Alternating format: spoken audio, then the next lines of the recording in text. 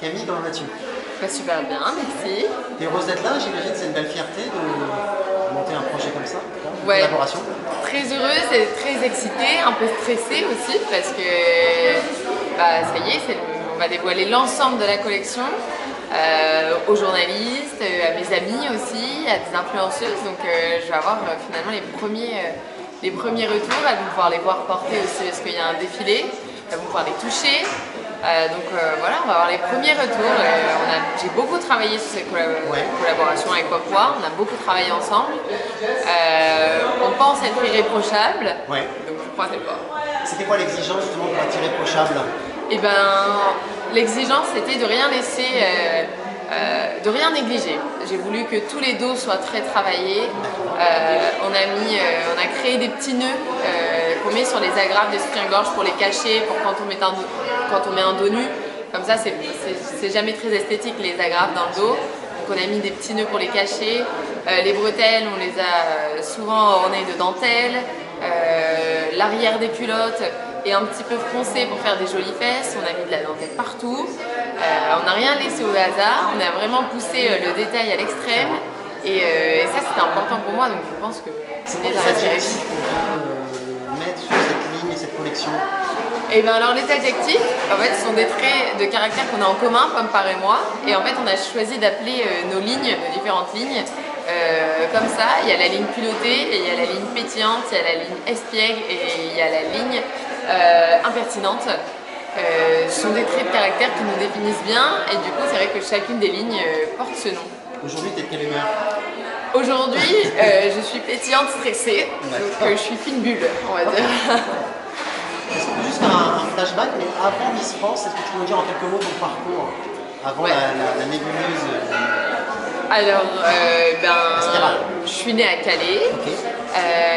J'ai fait toute ma scolarité à Calais. Quel type d'élève tu es? J'étais très bonne élève, plutôt première de classe. Studieuse, tu t'assois devant?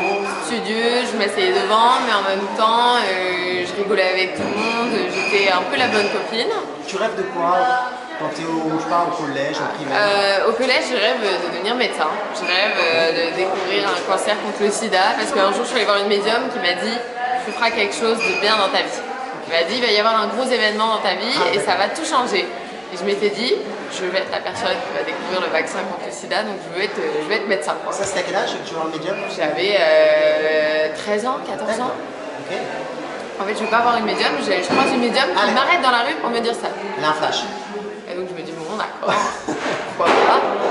Et donc je voulais vraiment faire médecine. Après je suis allée au lycée, j'ai fait spécialité SVT et tout pour vraiment faire médecine.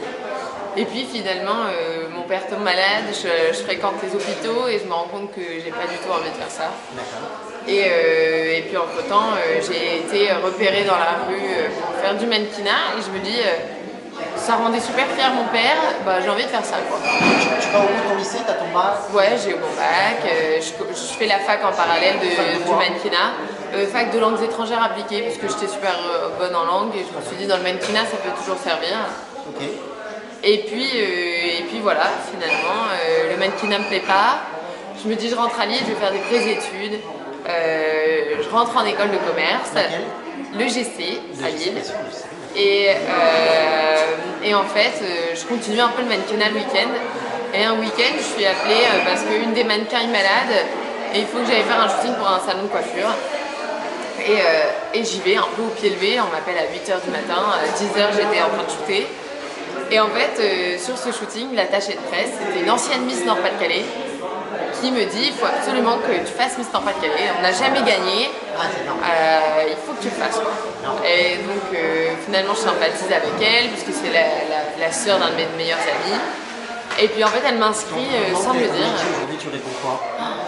Je crois que c'est la pire question qu'on puisse me poser. Je déteste quand par exemple je suis dans la famille de mon chéri et que les gens me disent mais du coup tu fais quoi dans la vie?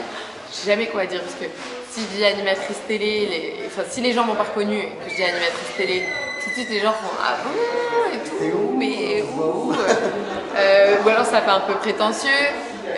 Si je dis que je suis influenceuse, les gens ils disent ah ok, influenceuse, elle fait rien de sa vie quoi. Si je dis que je suis ancienne Miss France, pareil, ça fait un peu Donc j'adore dire que je crée de la lingerie et que je travaille à la télé aussi sur énergie. Bah, c'est vachement bien, tu fais une transition parfaite. Tu crées de la lingerie, on est là pour Exactement. Pomme-poire. Pomme-poire camisette.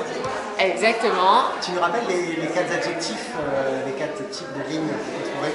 Alors dans cette collection capsule, il y a 4 lignes. Il y a la ligne culottée, la ligne impertinente, la ligne pétillante et la ligne espiègle. Qu'est-ce que je peux te souhaiter pour les prochains jours, pour cette rentrée? Eh bien, tu peux me souhaiter de la réussite et puis beaucoup de ventes. Un record de ventes, pourquoi pas. C'est tout ce que je te souhaite et le meilleur pour cette rentrée. Merci. Merci Camille.